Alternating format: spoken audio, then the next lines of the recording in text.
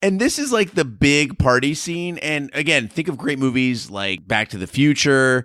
Think of great movies like Better Off Dead. And you've got like these epic party songs that happen during the big party. This party's got Don Henley. Like, guys, and all she wants to do is dance. Remember when we first met John McClane? Argyle picked him up from the plane and took him down the Nakatomi Tower at the Christmas party. And the terrorists were overzealous, but it was sweet when they killed Ellis. And with a little help from Alan, John... Welcome back to Shat the Movies, the podcast where we answer the question, were the movies we love when growing up really that good? Have you ever caught yourself thinking, why don't they make movies like they used to? Can you still remember spending your Friday night searching for the perfect movie rental at Blockbuster Video? Do you even remember what Blockbuster Video was? If you answered yes, and this is the podcast for you, I am one of your three hosts. Excuse me. It's going to happen all night. I'm one of your three hosts, Roger Roper, and alongside me are my two co-hosts, Carrie Gross. Good evening. And Gene Laszlo Lyons. I think the young people enjoy it when I get down verbally. And each week we take a look back in time to decide if our favorite films still hold up. Each week the audience selects from a few movie choices that we then break out our race car VHS tape rewinder and watch the movie that tallied the highest number of votes. At the end of each podcast, the three of us will provide you the number of wipes each movie would take to get off your respective butts. So thank you so much for listening. If you haven't already, hit that subscribe button and share with a friend. We're everywhere on social media, everywhere you get fine podcasts. And also be sure to check out our sister podcast, Shat on TV. We are about to launch our Westworld review podcast that really kind of kicked off this whole Shat empire of podcasts. That will start up again in April, which is why Big D isn't with us, Gene. He is taking some time off, going to baseball games, hanging out with the family. He looks, I talked to him today. He sounds very well rested. Yeah, Big D, he and I used to be really tight, but ever since Carrie came along, he's been kind of just very, very quiet. I hear that he's actually been messaging her a lot, and I'm slightly jealous, but it is. I'm glad that he's taking some time off to recoup, and I'm proud of him. It's hard he's such a hard worker, and it's hard for him to let go a little bit. Yeah, absolutely. So, Big D, enjoy your vacation, but we've got the lovely Carrie Gross. Carrie Gross, you seem to have added a lot more friends on Instagram and Twitter. Yeah, I mean, he gave me the password to Instagram and gave me one rule, not to post about politics. So I'm just posting a bunch of annoying things, and pretty soon it'll be just videos of my cats, like my own private Instagram. Okay, that should be a rule as well. It should be no politics and no cats. All right, so the movie choices today, Gene. What do we have in store? What delicacy are we going to be digesting this evening? So, Raja, we did a best of Val Kilmer, and I'm really glad that the audience didn't do like they did with the best of Morgan Freeman and just pick the one that he was in the least. So this one we had the best of Val Kilmer, and it was Heat, Real Genius. Just put two others. There are a couple others. I can't find it. Big D normally puts these notes in, but he's removed it from the website.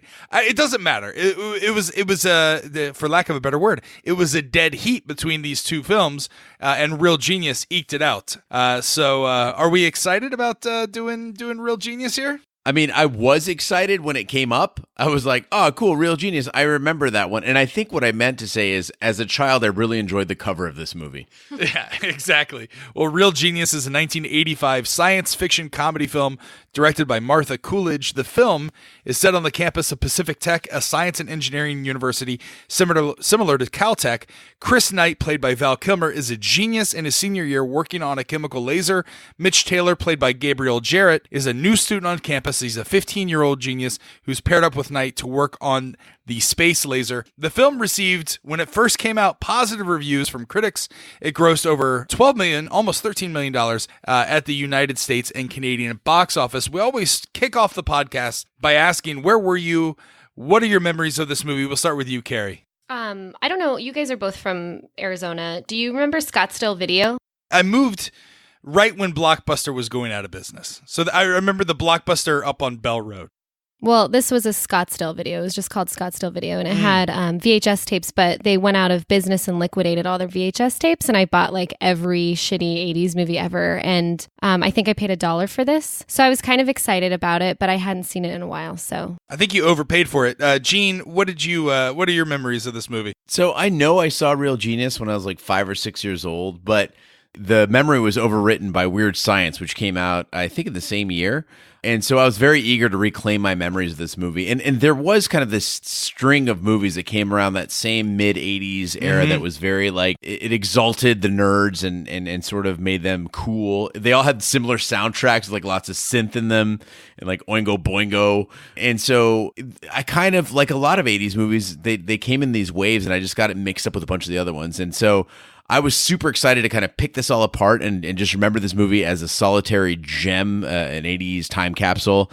And I'm not sure how I feel about it now. To your point, I think this completes the trilogy, the 1980s Nerd Trilogy. On this podcast, we've done Weird Science, we've done Revenge of the Nerds, and now we're doing Real Genius. I think the Nerd Trilogy of the mid-'80s is finally over, correct? Well, I think there was... We can finally put this to bed, bazinga? Yeah, but this one kind of transitioned, though, from the nerd stuff into, like, the covert op stuff, which was, like, the next set, like, wave of comedies that came out, like Ishtar and... was it Ishtar? No, Spies Like Us. Sorry, Spies Like Us. Spies Like Us, War Games. War Games, yeah. Yeah. I was excited for this movie until I realized I was thinking of the movie Top Secret, which also had Val Kilmer. It was written by the Zucker brothers, who did Airplane, and they've done Naked Gun. They did Basketball. This is not Top Secret, and I was highly disappointed for that because I thought this movie would be good, and as we will get to, it is not. It is a terrible movie. So with that being said, Carrie, play the trailer. Any problems, Don? Just as long as we have a working weapon by the end of June. I haven't had a working weapon since Korea.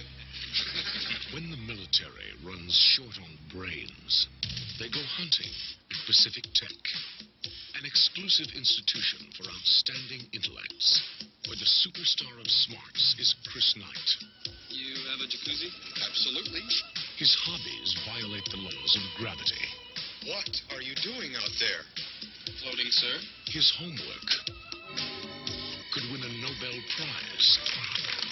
He's one of the 10 finest minds in the country. And his IQ is higher than most people can count. I can't stand it. Have you ever seen a body like this before in your life? She happens to be my daughter. Oh, well, then I guess you have. But when Chris makes the scientific discovery of the century, You did it. his classmates want the credit. You're not number one around here anymore. His professor wants the publicity. That's it. And the military wants to use his discovery as the ultimate weapon. This is not good. So Chris is about to turn getting even into a science. And show them Roger. Open bomb bay doors. they should never try to outsmart a real genius.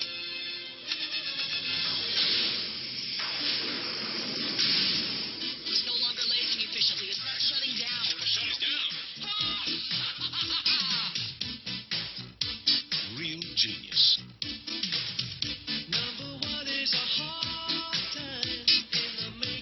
The CIA is secretly developing Crossbow, a space shuttle-mounted laser weapon, planning to use it for illegal political assassinations.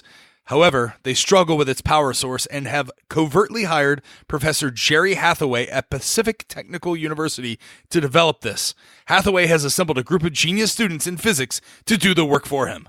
Can we just discuss the opening space graphics, the terrible green screen? Yeah. I didn't know if it was supposed to be terrible because it turns out it's a commercial. It's like it's like a boilerplate. I didn't know if it was purposefully that way or they actually intended this to be like legit CGI graphics. I mean, I think Carrie's coming from a perspective of a person who didn't watch The Last Starfighter because it gets way worse than this. I didn't think it was that bad. I mean, it was. No, it you know what it wasn't reminded me of is the opening scene of The Thing. When like that unnecessary UFO swings by and you're like, that's kind of shitty. Like you just didn't need to see that. But I agree, Raj. They folded that into the advertisement. And so I thought, that's not so bad. Because as you see in the end of the movie, the actual deployment of the weapon is not quite what they were selling. This movie, it's not a comedy in the traditional sense. Like Top Secret is legit like a slapstick comedy, kind of like Weird Science is kind of a slapstick comedy as well. This felt like a satire of the Reagan Star Wars program. Did it feel that way to you as well? I think you're giving it way too much credit, Raj. Like, I thought that this was just a very juvenile movie where they try to cram as many Val Kilmer one-liners into a movie as possible, and just sight gag after sight gag. It was some of the laziest writing I've seen in a comedy in a while. So I know you're not a fan of Rick and Morty, but I'm a huge fan. I really enjoy it. Carrie, do you like the Rick and Morty?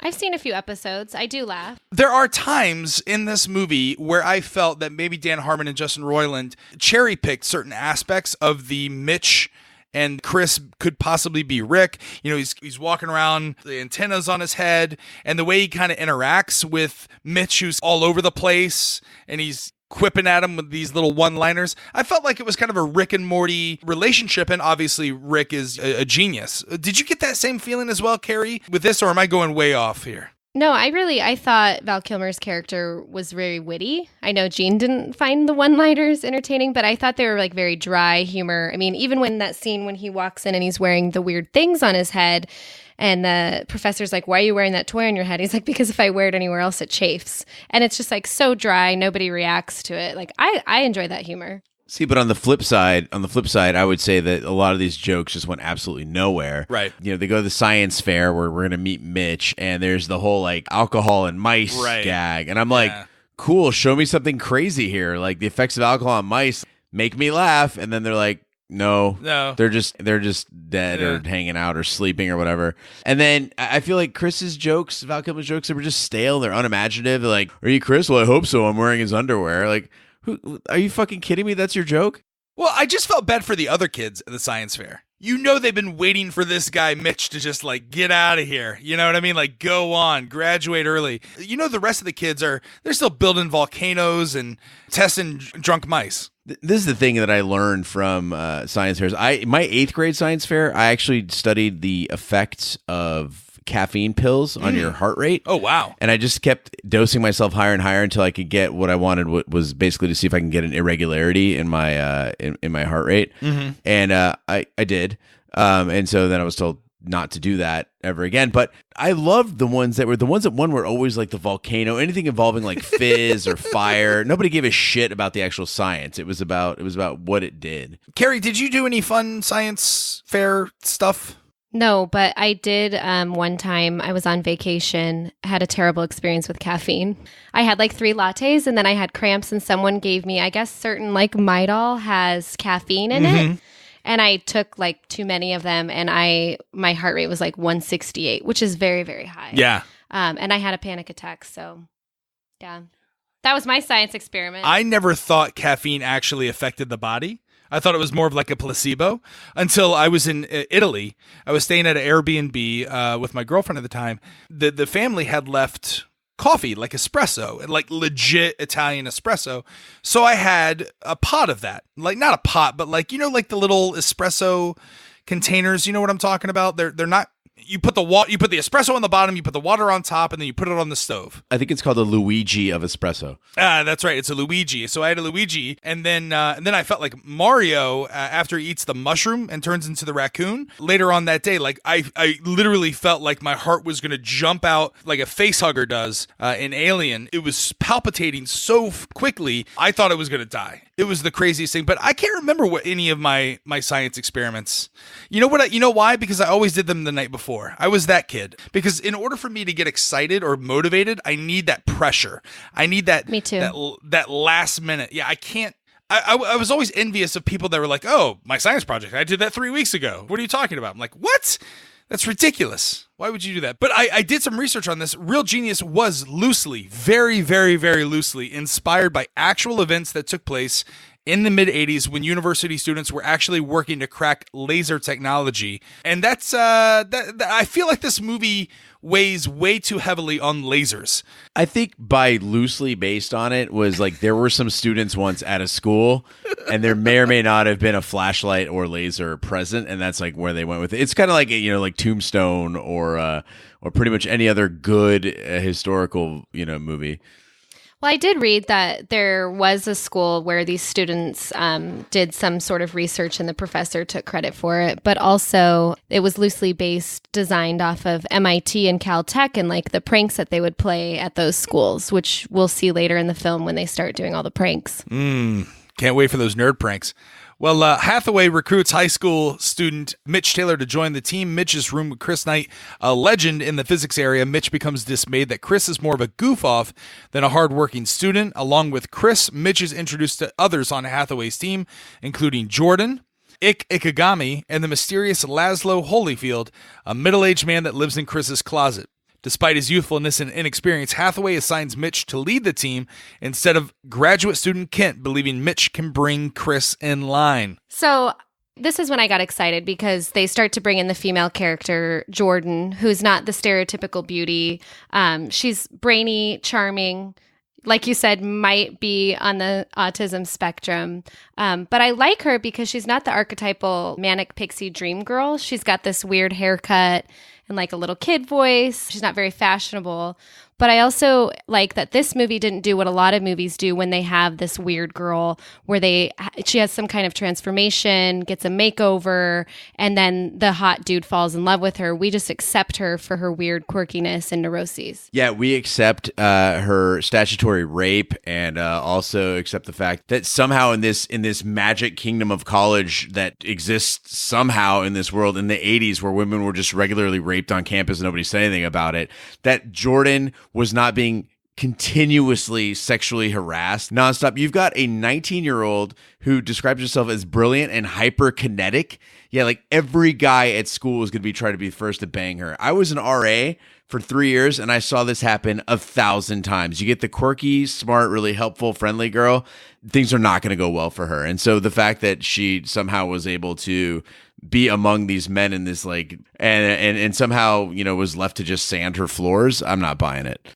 Let me ask you this. What does hyperkinetic mean as a description of a female? Like bouncy and energetic. Aha. Carrie, were you hyperkinetic? No. I was smoking cigarettes in the racquetball court by myself, listening to Marilyn Manson and The Cure. But to hear you describe her, it feels like you had kind of an attachment to the character. Did you feel like you could relate to Jordan? In the sense that she was her own person and wasn't conforming to societal standards of beauty or intelligence. No, these were all complete bullshit characters. I mean, again, you might have a Jordan for a week or two, and then you've got somebody who's been sexually assaulted, or not even, not even assaulted, but used, manipulated, whatever. And then the same with those guys. Like I could not recognize any of those people. They were so magnificently fictional that I was like, this movie has lost me completely. They went for the yucks and they lost all scope of what was even plausible. It's like Van Wilder if Van Wilder was smart and at Caltech, right? That's Chris's character, Val Kilmer's character. I think you're forgetting that this is an 80s pop cinema about nerds, right? No, you're not forgetting. No, I mean, I'm not forgetting that it's 80s pop cinema about nerd. This is exactly it. I'm saying this entire genre should be banished. If you go back to my review of Revenge of the Nerds, I was like, this movie is absolute bullshit. It's advocating basically sexual harassment, sexual assault. Again, there's a fucking rape in Revenge of the Nerds and nobody even cares about it. I think the only movie that got it right in terms of like nerdom and being surreal and towing the line of 80s admiration for hot women and nerds' obsession in terms of creating the perfect woman was Weird Science. Like, it's surreal enough for you to understand that it's a cartoon. It's not real. This is my problem with this movie is it felt like a satire. It felt like it was trying to kind of be grounded. I'm sorry, you just pointed to Weird Science as a good movie? This is a movie that was written on a fucking napkin overnight? Well, comparatively to Real Genius and to Revenge of the Nerds, Weird Science is head and shoulders above them. Oh, yeah, it's like fucking Citizen Kane of the 80s nerd movies, I guess, but it's still shitty. Well, the real question I want to ask, did anyone else think that Mitch looked like a young Sarah Jessica Parker? Like those lips, that nose... I kind of thought he was cute. That boy cut, yeah. I mean, he looks very androgynous. What was like with his two dagger teeth, though? Yeah. Like, he had these dagger teeth, and I was like, stop. Like, if I was his agent, I'd be like, never smile on camera. Yeah. I like how last episode I'm like, I like old men. And then this episode I'm like, he's 15, he's cute. Let's talk about the character that you did like, Gene. You mentioned that you liked Laszlo. Yeah, Laszlo's kind of like this Stephen Wright looking motherfucker who just like kind of wanders in. And this is the thing, that's surreal humor, like a guy just living in the closet for no reason.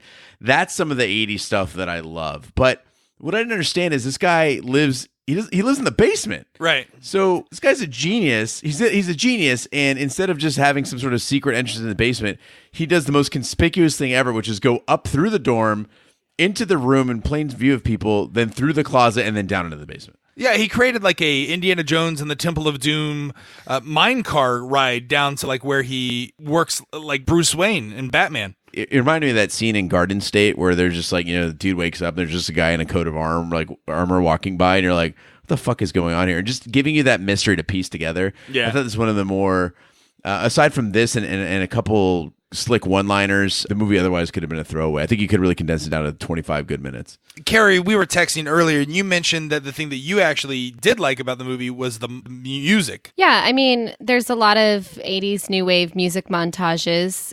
There's like 4 or 5, in fact. And at first, the first one, I was like, this is a really good way to have character development without needing to create a lot of unnecessary dialogue. But it then goes on for 5 minutes of them just studying to music. And I'm like, okay, if that's it. But it's like every 10 minutes, there's another fucking new wave music montage of just asinine shit.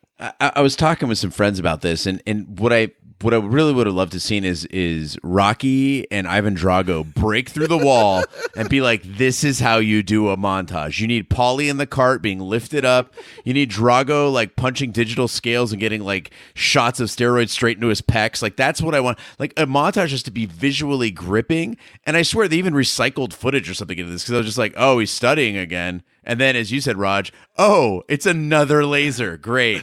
Yeah. Well, the other thing that this movie has, which is quintessential 80s, in every movie that there's a montage, the music, it relates to whatever the emotional gravity of the scenes are supposed to portray, right? So it's like, push it to the limit. Leave your stresses left behind. Gonna build that laser. Gonna get ahead. Yeah, I mean, Frank Stallone was the king of this, but there's a reason why Hot Rod had that punch fight scene.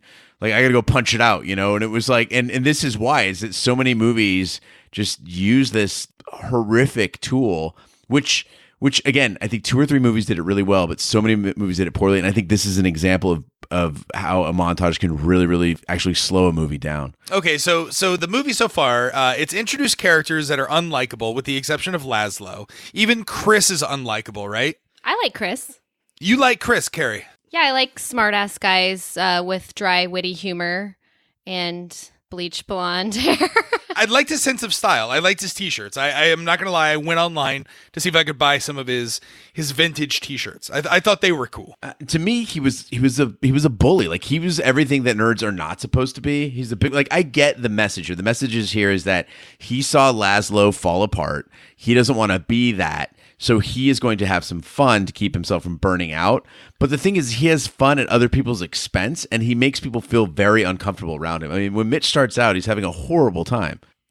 I think he takes Mitch underneath his wings. He unpacks his suitcase for him, for fuck's sake. That's very cute. Yeah, I mean, there was this thing going on in the mid-'80s, right? So you have to imagine where we were as a country. We thought the Russians were beating us in every technology. We looked at other countries and said, wow, they really got their shit together. We're like these crazy Americans. We're like, we don't want to burn out. We don't want to work too hard. I mean, that's the whole premise of Ferris Bueller's Day Off. That's the whole premise of like Weird Science and all these movies around that time, is that we don't want to be these other countries. We're Americans. We're going to kick back and wear, pink bunny shoes and vintage Harley Davidson shirts. Now, it's a complete 180 in American culture. Like, you have to like study and get A's and get into college, and everything is super stressed out. You look at millennials now, you can't even go onto college campuses and tell jokes. People get offended by everything these days. I feel like there needed to be a little bit of Chris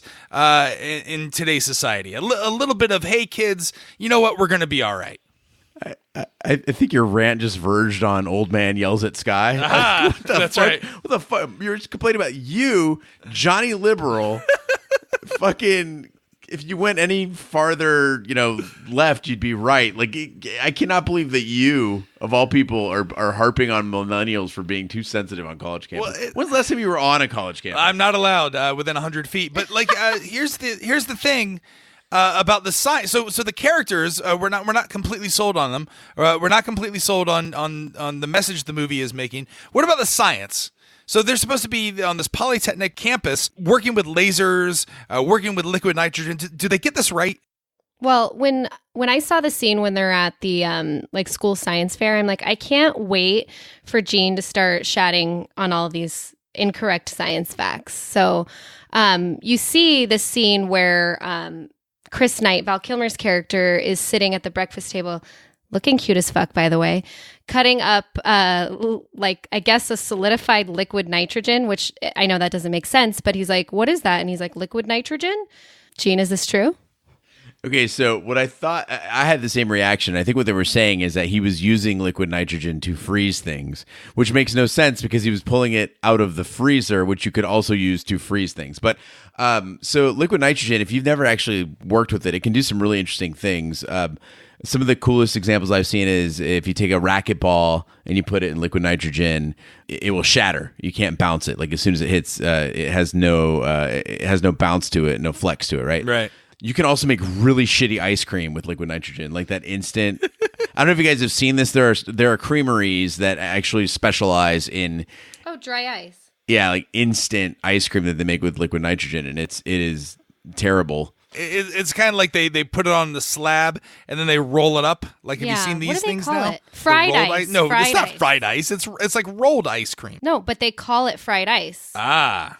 This is around the time that like liquid nitrogen was like really cool. Dry ice was awesome as a kid, right? It was volcanoes, last minute science projects done by the parents the night before, and it was experiments using dry ice. That was the science fair in Florida. And inevitably, it was there was also a kid wrestling a gator. That was my high school experience. So despite the fact the science on it though, like he touches the shit with his bare hands. Uh-huh.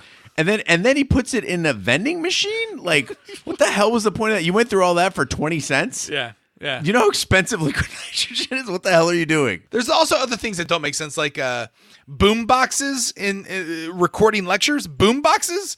I don't remember boom boxes being able to record. I could record off of mine. You could make, if you had a certain type, you could record from the surrounding, but you could also record from the radio and stuff. So I got to ask you, Raj, since you ask us so many questions, did you ever make boombox mixtapes for your friends or girls? I did. I felt really dorky about it. Like I had buyer's remorse immediately right after I gave her that. I was like, this is so stupid. Why did I do this? Because you would do it off the radio. I wouldn't go out and buy the CD because that costs money. I would call into the radio station. I would request the song, and then I'd sit there in my room and I'd wait because I didn't have any friends. I didn't have anything else to do, so I was just in my room. And I'd wait for the radio to come on with the song, and then I would record the song, and it'd be like, I don't know, Color Me Bad or something like that. And then I put on my mixtape, and I'd give it to my sweetheart who vehemently rejected it or laughed in my face. I was with you. I didn't get my 2-deck boombox until much later in life, and so my first mixes were just done with a single deck. So you didn't have the option of recording from one tape to another. Right. So you had to record off the radio. And I remember during those years, I was recording songs on the radio, and this, I don't know if you guys remember this, there was a techno mix where they used the audio from the Speed Racer comic. Yeah. And there was a part where Trixie, there's a breakdown where they used her. She's moaning. Yeah, she's moaning. So I recorded that, and that was my first porn. That was so you were like an audiophile. Like you would put your headphones in and you just loop it. You would just loop the I would just loop the audio of just that part of Trixie like moaning on this Speed Racer techno song. And I just remember that one day I got my boombox and the tape was gone. Yeah. And I was like, shit. Like, no one ever said anything about it in the family, but Mom, yeah, I'm sorry. Like, I was pretty good about hiding my puberty tutorials from my family. But like, we've talked about this before, like on the Porkies, for me, it was the scrambled channels. Like you catch it on a good day, you can see a couple nipples and oh buddy, goodbye Jergens. You know what I mean? Like you're using the entire bottle that day. Do you guys remember that that Casper movie with Christina Ricci? Mm-hmm. Whoever the guy is that plays Casper, remember he's like a cartoon the whole movie, and at the end he's like a real boy. That was like the first time I felt like a tingle in my privates. When he became the real boy or when he was the ghost? I kind of had feelings for him as a ghost, but as soon as he became a real boy, and I don't even know who that actor is now, but yeah, something happened to me inside. Wait a minute. Hold on. When did Casper come out? I don't know. Somewhere in the 90s. Christina Ricci was still a kid. All right. Casper, the live action Christina Ricci, it came out in 1995. Casper was voiced by Malachi Pearson. No, but was that the actor? Because he's a real boy at the end. I don't know. I've lost interest already. It was the same boy that was in Now and Then. If all my girl listeners out there, they steal the boys' clothes while they're skinny dipping and they take off running, and he bends over in front of the camera and you can kind of see his balls. And every girl I've ever known is like, yep, those are the first balls I ever saw. So I just want to a special request, since Carrie has taken over our Instagram account and done a wonderful job with it, by the way. Yeah. Is that I would love if she did a split screen between Casper in ghost form and her ex-husband. He looks more like Powder, my ex-husband. So Hathaway is pressured by the CIA to hurry the project, and Hathaway assigns his team to a rigorous timetable. Chris dismisses this and instead convinces Mitch to join him at a pool party. Kent reports this to Hathaway, and in turn Hathaway lambasts Mitch in tears. Mitch calls his parents and tells them he is considering dropping out. The next day, Kent plays a recording of the call over the school's public address system, embarrassing Mitch. Chris offers to help Mitch get back at Kent, and with others, they prank Kent by deconstructing and reconstructing his car within Kent's dorm room. So I want to start with the party scenes and just how awkward they were. So you've got the big pool party, and basically what they do is Chris uses a laser to lead Mitch from the lab. This laser is also like shining all through campus. Come on, everybody, follow me to the what do they call it? The tanning? The tanning party. The tanning party. Yeah. So I can't tell you how many tanning parties I've been to. And this is like the big party scene. And again, think of great movies like Back to the Future. Think of great movies like Better Off Dead. And you've got like these epic party songs that happen during the big party. This party's got Don Henley. and guys, all she wants to do is dance. And you can tell that it's Don Henley, like even if you didn't know that it was Don Henley, because there's a black dude on screen who is completely offbeat. Like if you go to 38 minutes into the movie, there's this guy. He is the world's worst dancer. And I'm thinking it's one of two things. Either they didn't have the soundtrack playing on set while they were being told to dance, or this is just the reaction of a young black man dancing to Don Henley. Well, Big D and I were texting back and forth. He's like, have you gotten to the tanning party yet? They fill the orchestra with water. You don't even see some 80s boobs. I was like, oh, we're going to see some 80s boobs here. They would just pop up randomly in a PG movie, by the way, because it's the 80s. Who gave a shit? Like, there was no PG-13. We're going to see some boobs, and they're going to come into the scene, they're going to jiggle for a minute, and then they're going to go out. Like, I was expecting this. You got none of that. Because you had a female director. Aha! It's International Women's Day. I'm about to ruin International Women's Day with two facts. One is that the boobs that are highlighted, the ones that Val Kilmer points out, the woman that's eating the hamburger, about to eat the hamburger, goes, I'm sorry, eating that will make your breast gigantic. Oh, no, it's already happening. Those are some crazy bad boobs. Like, they start somewhere below her ribcage, and I'm like, woman, you're in college. Like, what's happening here? And again, there's nothing wrong with that. Like, there's nothing wrong. If that's what's going on with your body, that's your body. Like, be proud of it. That's fine. But it should not be a highlighted thing. It'd be like, look at this super muscular guy. And the guy's like, not muscular. It'd be like, this is very odd. But the other thing is, I got to apologize to my mom here, who went to the Royal School of Beauty. But cosmetology students are, in fact, super hot. Like, every time you see a super hot woman at the bar, there is a 50-50 chance she is in beauty school. And they really do know how to party. And they're also all fucking crazy. That's true, because I have two hairdressers, because I alternate between, because I want maximum scheduling flexibility. Megan and Annie, they're down at Saatchi Salon in Scottsdale, Arizona, and they are verifiably crazy. You get to know your hairdressers. You get to know their lives, and boy, is a wild one. She is nuts. And so I agree with you. Have you ever been to a cosmetology party, though? Have you verified this firsthand? Are you talking to me? Yeah, or Carrie. Yeah, my mom is a cosmetologist. Like, I grew up at these things. So she would bring over her cosmetology friends? Yeah, they hang out, or I would go to them. And then, of course, I've dated them because everybody wants to date their parents ultimately. So, I mean, I've been out with cosmetologists before, and it just... What? Yeah. Why is that so unbelievable? You dated your mom's friends? No, I dated cosmetologists, not my mom's friends. Okay. All right. You know those T-shirts that have like the airbrush painted on bodies? Uh-huh. Like the babes in swimsuits? I wear one of those to bed every night, and that's the only time I actually have boobs. So that thing where he's like, oh, that cheeseburger, that's not true. I have to wear airbrushed bathing suit bod. The thing that really bothered me, though, about this scene was the bullying. It kind of hit hard for me because have you guys ever felt isolated or alone? Like, especially like for me, I went to college early. I was 17. I went to college when I was fairly young. It was my first time away from my family. And there was like periods of time where I felt like, oh, I don't have any friends. You know, I didn't really enjoy my first dorm mates. But if this has happened to me, I would have been like, I would have been as equally upset as Mitch was. You're talking about when they played the audio from his phone call to his mom? Yeah, that is some embarrassing ass shit. But here's the thing is that it was actually kind of one of the most real moments in the movie where I've had phone calls like that with my mom. I mean, not as pathetic as Mitch. I mean, it's a bit of hyperbole, but I would have been mortified if that was, if that was played publicly. And again, it's true to the fact that he's a 15-year-old boy. Like, he's been thrust in this situation. And so I did actually like this part. The whole setup for the recording was a little silly. I do appreciate with this one, instead of doing the what a lot of 80s science nerd movies were doing, was having it be like jock versus nerd struggle, that it was the nerds versus the nerds / the professor / government. So I liked that aspect of it. What's the character's name? Kent. Yeah, Kent's a dick. I like that Carrie went with the character as opposed to any descriptor that would have been useful. What's the character's name? Not even the guy's name.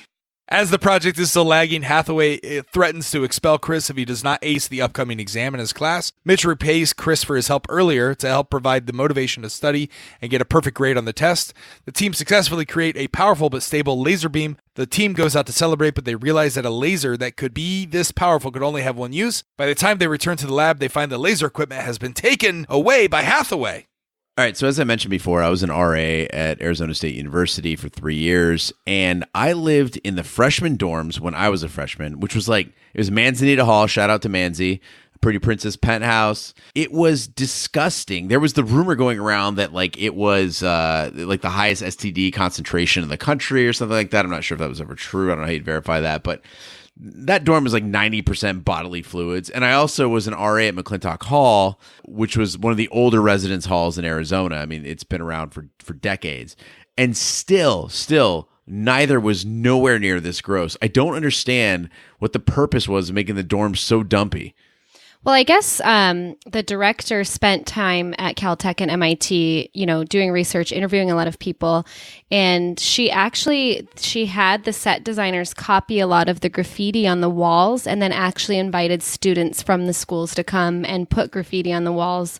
So I'm assuming that it must have looked like that if that's what she was basing it off of. In that case, I'm really glad that I didn't get into college until the late 90s, because I don't know if I could have handled that. Like this, like I'm very particular about cleanliness, and that was a bit much. Oh, my college dorms were the worst. I was at Fletcher Hall at the University of Florida. Fletcher Hall was one of the first dorms ever built on the University of Florida campus. It was great because it was right across the street from University Boulevard, where all like the strips of the bars were. So like the Purple Porpoise and Balls and the Grog House, all right across. There was air conditioning, but you couldn't control the temperature.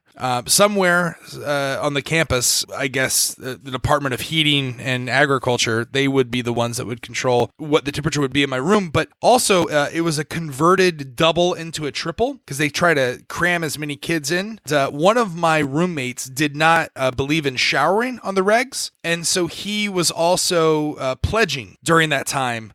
So he would be out all day doing pledge activities, getting really, really stinky, coming home, not showering. By the third day, have you ever had someone smell so bad that your eyes water, like your face just starts to melt? Yeah, I work at a community hospital. Yeah, you know what I'm talking about. Like, it is disgusting.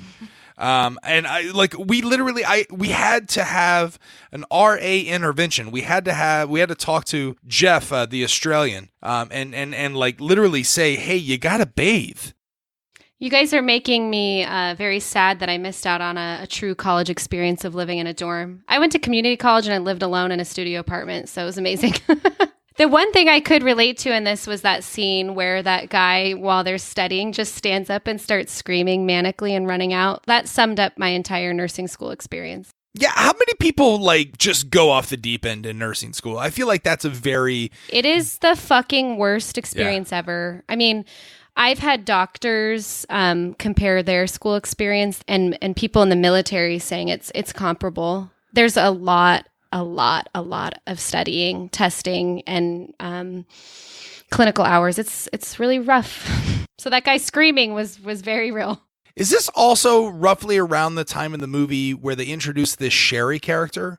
No, Sherry was one of the professors in the beginning when Chris Knight had that weird thing on his head where Dr. Hathaway is introducing him to two people. That was Sherry in the beginning. Okay, but Sherry says, I've been watching you, to Mitch, who's supposedly 15 in this movie. Yeah. She's been watching him, grooming him, if you will, for the last 3 years. Are we supposed to believe that a college professor, a well-respected one, has been grooming this 12-year-old to seduce him? No, so she fucks the smartest people in the world. So basically she's like racked up 7 or whatever, or he's her 7th or whatever. So she's just waiting until he's legal, basically.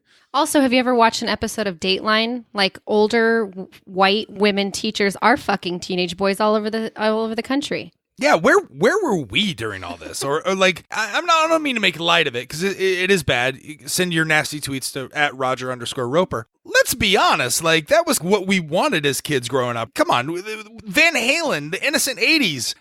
There was entire songs dedicated to this. I don't want to brag here, Raj, but I actually. Now, I have certain codes of conduct. One of the things is, as an RA, I refuse to sleep with a resident. Mm-hmm. I also, up until very, very, very, very, very recently, would not sleep with a coworker. Uh-huh. But I did not have any qualms with passing on somebody. And so I had an instructor at Arizona State University who came on, and I was like, you know what? Can't help you out, but the King Bee... He lives right down the street, and the King Bee banged that one out like crazy. It was wonderful. I had my high school chemistry teacher like a few years after I graduated. I was working at Starbucks, and he came in and was like, you sat second row 3 seats back, and knew me by name, and then casually was like, we should get dinner sometime. And I was 17. I graduated high school when I was like 15 or 16. So I was 17 while working at Starbucks, and this adult man in his late 50s, I remember he was driving a Mazda Miata and was like, let's go get dinner. Ruffles? I had the biggest crush on my economics teacher, my economics and government teacher. How big of a nerd was I in high school?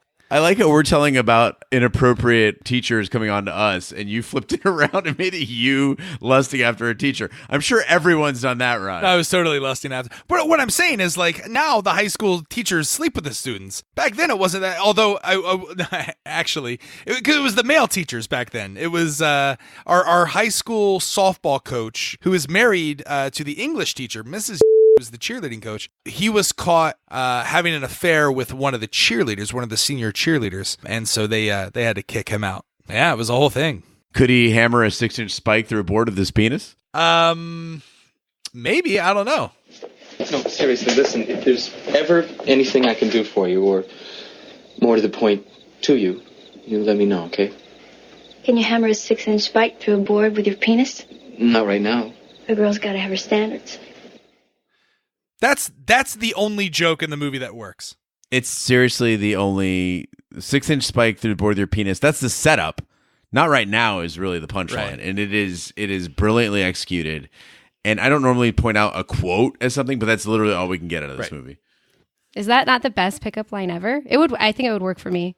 But the students are able to implant a radio transmitter in one of Kent's filling and use it to speak to him as God. Kent divulges the location of a nearby Air Force base where Hathaway will be demonstrating the equipment. Chris and Mitch sneak into the base and remove the circuits that would prevent the laser from overheating. Laszlo repositions the targeting of the laser to aim at Hathaway's home, and the other students fill the house with a mass of unpopped popcorn. As the test starts, the laser hits a prism on the house, heating and popping the popcorn, which fills and overwhelms the house completely. Kent, who had been brought to the house by God, takes this as a religious moment and is buried in the popcorn. Okay, so there's some smart stuff going on here, and it's subtle. I like it. They made some decisions, and I think that I got to give credit where credit is due. When they implant this insanely stupid plan that has no point at all in putting this transmitter into Kent's fillings, and they can say anything they want when that transmitter goes live, and Mitch decides to go with, "This is Jesus, Kent." And the fact that he went with Jesus, not God, Jesus, and you've been a very naughty boy, I was like, okay, all right, this is good. Again, so maybe 2-3 clever lines in the whole movie. Certainly not redeeming, but I challenge people to watch the scene and not at least chuckle. It is God. And then that leads into the popcorn scene, which I felt was too good for this movie. So Carrie posted the popcorn scene on Instagram. Kent's popcorn scene is the best part of the movie. It's weird enough. It can stand alone. It reminded me a lot of Troll 2, which I have a great affinity for. So I could get into this. Again, if you don't want to watch this movie at all, just go to the YouTube and just watch the popcorn scene, or go to our Instagram. So they used, I was reading about it. It took over 3 months to pop all that popcorn, and they popped over 190,000 pounds of popcorn. And then they had to spray it with fire retardant, like as part of the studio policy, and then some sort of pesticide so that the birds wouldn't eat it also. So that scene later when the kids are running through it is kind of funny because it's just this very dangerous carcinogenic popcorn. It's the 80s. And I feel like we skipped ahead to the popcorn. I should dial it back 1 second and talk about the entire setup of this weapon. So they perfect the laser. Perfect is a strong term. They have one successful test of the laser, and they're like, fuck it, put it on a plane, let's go. They take it to the air base, they fly it up there. This targeting system makes no fucking sense, and I wish that Big D were on, because I'm just like, what the hell is going on here? So they send the plane up, but the pilot of the plane is not the person shooting. Instead, you've got, and I get that, it's supposed to be a space module or whatever, so you got another guy who's a remote gunner, and he's using a camera on it, and he needs a line of sight shot on the target. But then there's some sort of a tracking system that's inputting coordinates that are fed into the weapon that override the line of sight shot. This is the most dangerous fucking weapon that's ever been invented, short of an A-bomb that will just pop up somewhere at some point. It's awful, and I think that I'm surprised the military hasn't scrapped it all. It's like they answered one part of the question, was like, how do we make a laser? And then they took every other idiot who isn't a genius to make up the targeting system. Yeah, but if there's anything that's redeeming about these scenes, it's that it answers the question, what would Sarah Jessica Parker look like with a mustache? Yeah, what the fuck was the point of the mustache? To look older? I guess. I don't know. The laser soon fails, and the CIA dismisses Hathaway from the project. He returns home to find his house destroyed. Chris, Mitch, and the others look in amusement, while Laszlo, who has been entering into a number of sweepstake contests with calculated mathematical odds, prepares to leave with his recently won RV and other prizes, ready to move on with his life. So it does kind of make me wonder if this government combined education system with the military complex to develop weapons of mass destruction maybe would be more effective for free education for us currently, right? We used to get free education. But maybe if we were developing ways to kill other people in other countries, then we wouldn't have such high tuition. Government spending. So instead of saving lives, we want to spend more money to kill more people. Well, that's the American way, right? Like that's right. Mm-hmm. Mm-hmm. That and bulletproof backpacks. But did Sherry seduce Laszlo? We miss it. I mean, you just see him when he gets in his new one Winnebago. Is that supposed to be the joke? Is that she's seduced this next smart guy? Yeah, dude, he was one. Aha! She's racked him up. Laszlo was one. So it's not that she's not a pedophile. She's a collector. Yeah, that makes sense. Yeah, so he's the one she wanted. Ed Gein was a collector as well. Nope. Okay. Point of order, actually, there is a startlingly high number of serial killers out of Wisconsin. There are. Like, it's crazy when you look at the numbers. You're like, what the hell is going on in Wisconsin? Well, apparently, there's a large portion of the state that's just sand. Like, nothing lives there. It's not arable land. It cannot be farmed. It's the grapes of wrath up there in Wisconsin. It's just nothing is there. It's the Dust Bowl. I mean, by that rationale, though, like, you know, the Middle East is a dust bowl, and it's not like they're... Oh, my God. But the popcorn, again, at the end, it's playing 80s new wave. Yeah, they're playing Tears for Fears, and I'm like, what the fuck is with these slow-mo kids in the popcorn frolicking, and then Val Kilmer's like got his mouth open, and it's just, I'm sure Carrie's very turned on by it flying into his mouth over there. Right. But like, what I don't understand. I think there was supposed to be some symbols in there. They're playing, it was Everybody Wants to Rule the World or something like that, and then they got the kids playing in the popcorn. Mr. Gorbachev, tear down that wall. When art goes wrong.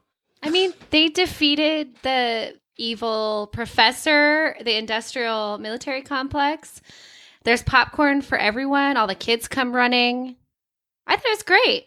Tears for Fears is one of my favorite bands. Now's the time of the podcast where we break out a Shat meter and tell you our scores. If you've never listened to the podcast, it's a wipe scale. We tell you from 0 being a great movie to 5 being a terrible movie, how many wipes this movie would take to get off your butts. So that's how that goes. All right. With that being said, I'll go first. This movie would take a space laser to get this movie off your ass. It's by far 4.5 wipes. The only redeeming quality is Val Kilmer is strikingly charming when he wears bunny slippers. And he makes wisecracks, but that's it. That's it. Avoid this movie at all costs. It's terrible. Don't watch it. It's bad. Gene. Yeah, I'm with you on that, Raj. I was bored from start to finish. Nothing felt genuinely long. I mean, these movies are supposed to be young and exciting and smart, and nothing felt genuinely young, exciting, or smart about this. It felt dumb. It felt boring. It felt old. And Val Kilmer... he's charming, he's gorgeous, but he's not who he needed to be for this movie. And who he needed was Matthew Broderick. Like that is the right guy for this. And this is a bad version of Ferris Bueller, who also was a dick, but a charming dick. I think Real Genius needed more ideas and more heart and more variety. It failed on all the accounts. There were a couple of okay scenes, and it's not completely unwatchable. Like, this isn't, again, Willow bad. This isn't drag as badly as Blade Runner. But it does fail to have any sort of intelligence, which at least Blade Runner did have. For me, I got to go with 4 wipes. I thought I liked this movie since I owned it on VHS, but like I said, it's been a while since I've seen it. I don't think I disliked it as much as the two of you. I thought it was easy to watch. It was mildly entertaining. I wasn't bored. It wasn't overly cheesy, but I feel like they could have cut out at least 30 minutes of just music montage bullshit. I would watch it again, but maybe just for nostalgia purposes. There are movies from the 80s that I just feel like blow this out of the water. Like I said, Valley Girl, Better Off Dead, Pump Up the Volume. This one, it's moderately okay. I would give it a 3.5. All right, so if we add up the scores, 3.5, 4, and 4.5, that gives us a 4 wipe average. Gene, where does that put us on the pantheon of Shat in comparison to other movies that we've done? All right, Raj, at 4 wipes, this is tied in 56th place with Blade Runner, actually. So, so this is worse than A Christmas Story, and just barely better than Time Cop. It is on equal footing with Blade Runner. Interestingly enough, the scores are identical in the sense that there's a 4.5, a 4, and a 3.5. So I want to point out that the 4.5 came from you, Raj. Mm-hmm. The 3.5 came from me, and then the 4 came from Big D. So yeah, it's the same distribution. These movies have so much in common you could not imagine. Basically, Blade Runner, Real Genius, it's the same movie. The system works. Well, now we get into our shout-outs, and we go to our Shat voicemail. Gene, do we have any shout-outs to talk to or to give this lovely fine evening? This lovely fine evening. So I have this great uncle. He's in his late 60s. He's so crazy. You don't have to put this on the pod. I'm just telling you guys. He smokes a lot of cigarettes. He's got congestive heart failure. He takes Ambien. He's a flaming homosexual. He's amazing. And he started listening to this and he's like, just so you know, I've been putting all kinds of names in the shout out. So I have no idea what it's going to be. All right, so I've got this week's shout-outs. Shout-outs, if you don't know, are a way that we can say thank you for listening to the podcast. Just visit shatthemovies.com, scroll down, and you will be able to input your name into the shout-out box. There's a couple different places you can put it in. If you do, we'll read your name on the podcast as our way of saying thank you to you. This week's shout-outs come from Susie, Dope on a Rope, RV Business, Ferd from St. Mary's, Ohio, Ozzy Battler, Doug, Aunt Pity Pat, and that's it. Oh, and we got another one, a repeat from Huge Erection. I love it when my Huge Erection comes back. I feel like Huge Erection could drill a nail through a 6-inch board with his huge erection. No? All right. We have a voicemail that you can call in as well if you don't want to give a shout out or you want to give things a little bit more personal. Maybe it's a review. Maybe you want to call in and say, correct us on something we may have missed in a movie, or you just want to call up and say hi. Maybe you've been like Carrie over there drinking an entire bottle of Apothic Red and you're just in a fine mood. No, Big D put me on a strict 2-glass diet for this episode. Oh, got it. All right. Well, the number that you can call us and leave a voicemail is 914-719-SHAT. That's 914-719-SHAT. Today's Shat voicemail comes all the way from Scotland. It's our friend Marty who's calling in, and let's play that right now. Hello, no one is available to take your call. Please leave a message after the tone. Hi, this is Marty McKillop from the Isle of Skye in Scotland. Long-time listener, but first-time caller and occasional presenter of the Great Northern Radio Show on Coolin FM. I would like to take this opportunity on behalf of the Shat the Movies listeners from Scotland, if I may, to thank Mr. Gene Lyons for his correct pronunciation of this nation's capital city, Edinburgh, during the recent Braveheart episode. I also can't let this moment pass without saying that your brutal Shat score for the film Highlander was like a broadsword through my Highland heart, and while I do accept that it is possible that Christopher Lambert was horribly miscast as a Scotsman, and that Sean Connery playing a Spaniard was laughable in the sense that he made no effort to be Spanish, I do think that the film is a slice of goofy genius, which surely must rank higher than A Christmas Story, Twister, and the abysmal Teenage Mutant Ninja Turtles. That all being said, I have lots of love for what you do at Shat the Movies, and I very much look forward to some Westworld action with Shat on TV in the coming weeks. All the very best to you guys. Big D, Roger, Gene, and Kerry from Scotland. Slanger. If you haven't followed Marty, he has a pretty successful little radio show over there. What is it? Great Northern Radio on Twitter, Gene? Mm-hmm. So follow We'll post that on our Twitter page. Follow Marty over there. Thanks so much, Marty, for listening. Again, if you want to call in and leave a voicemail, 914-719-SHAT. That does it for this week's episode of Real Genius. Gene, what's the possibilities for next week? Oh boy, Raj, we're in for a hot one next week. This will be firefighting films, and we have 4 honored nominees. Some that I've heard of and seen, and some that I have no idea what they are. So there is Backdraft, Turk 182, Always, and Trespass. And in order to find out what's coming up next, you'll have to listen to the end of this podcast where we will play the trailer. I remember Always. It was such a uplifting film. Also, it had a ghost in it. Carrie, you should check it out. That concludes this week's episode of Shat the Movies. Be sure to follow us on social media and share with a friend. We're everywhere, including Twitter, Snapchat, and Instagram. Just follow @Shat the Movies. We're also on Facebook. Just search for Shat the Movies podcast. Our website is shatthemovies.com, where you can go and vote on upcoming movies up to 16 weeks in advance. If you want to email us your suggestions on movies we should do, or if you want to just write in and say hi, hosts@shatthemovies.com is our email address. We're everywhere. fine podcasts can be found, including iTunes, Google Play, Stitcher, YouTube. What is it? iPlay Radio? Is that the other one? iHeartRadio. iHeartRadio and Spotify. We're also on Spotify. And SoundCloud. Be sure to subscribe. And YouTube. And Instagram. If you stop by any of those, be sure to leave a 5-star review. That helps the podcast grow. You can also check out our sister podcast, Shat on TV, where we review television series such as Westworld, Taboo, American Gods, and Game of Thrones. You can check out all the information on that website, shatontv.com.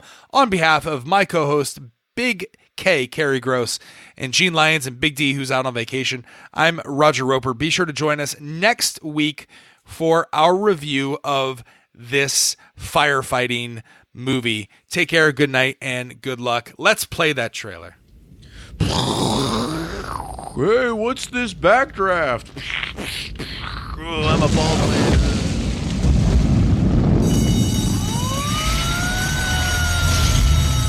It's like organized confusion.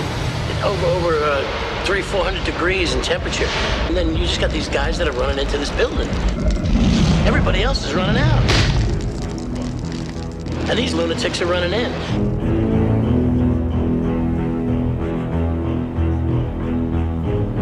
Is that a real Chicago fireman's outfit I see on you? It's in the blood, Willie. When I heard that both McCaffrey brothers were being assigned here at this station together, my heart was filled with a sudden desire to transfer. Run, damn you! Let's just have one drill, Lieutenant. Now one for the company and one for me. You have a bad day here, somebody dies. Check that door for heat. I mean, is that an accident or is it arson? I'll get that answer as soon as I do. We're starting to get the feeling that your office is dragging out this case.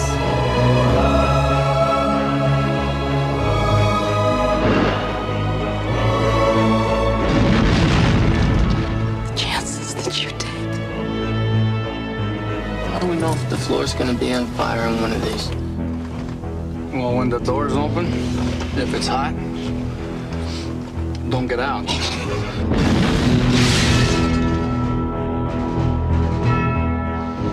Show me your fire truck. So you punched out a window for ventilation. Was that before or after you noticed you were standing in a lake of gasoline? You shouldn't have had him up there in the first place. You burned him, Steven! Got a stone killer trying to make a point.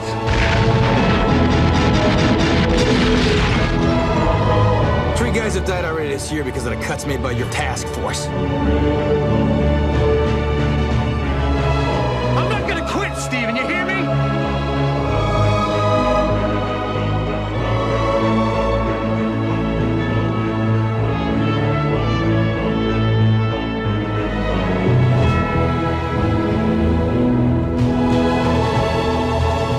Is there something about these deaths that you're not telling me? Try picking up the phone once in a while.